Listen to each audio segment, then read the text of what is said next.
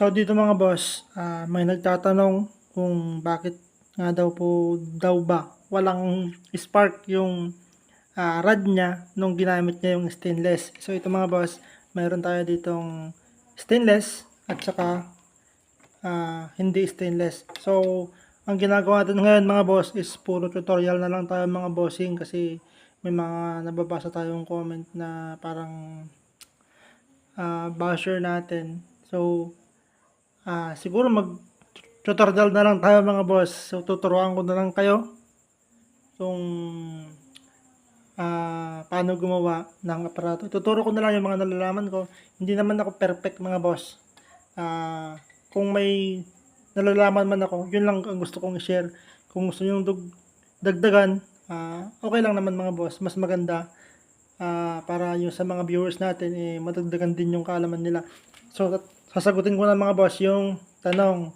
So, sa mga stainless talaga mga bossing na rod, hindi mo siya mapag-i-spark kahit gamitan mo siya mga boss ng yung online na transistorized o kaya yung mga inverter mga boss, hindi siya mag-i-spark. Tutunog lang siya mga bossing. Tutunog lang siya. Meron lang kaunting spark, hindi kaya nung ganito. Hindi kaya nung ganito mga boss.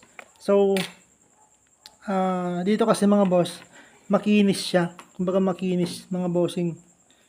So ito ginawa natin dito, magkasama na isang aparato mga boss yung nagkunikan natin dito. So magkasama yung dalawa.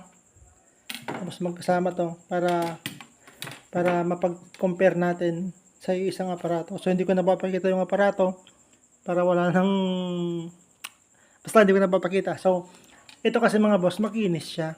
So normal yun mga bossing, normal na walang spark ang stainless. Talagang wala siyang spark mga boss. Wala. Oh. Kung meron man napakaliit lang. Parang ganun lang oh, yan oh. Yun lang. Samantalang pag hindi siya stainless mga boss, corrugated kasi siya mga boss. May spark yan. May spark at may spark yan. Malakas yan.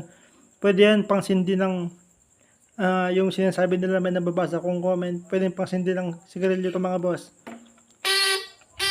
Yan mga bossing. May spark siya. Mayroon talaga siya mga boss. So, yun lang yung paliwanag ng mga boss. Kung wala mang spark yung stainless na rod ninyo dun sa mga aparato ninyo, normal yun mga bossing. Testingan nyo na lang sa tubig para maramdaman ninyo kung meron talaga siyang kuryente. So, yun lang mga boss. Ayan o.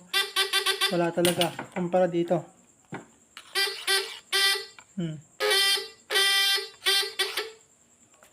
So, yun lang mga boss. Sana makatulong. So, bali ano lang tayo mga boss. Tutorial na lang tayo mga bossing. Tuturuan ko na kayo mga boss. Di bali, mayroon din naman akong tutorial dun sa ating YouTube channel. So, pwede yung panoorin yon.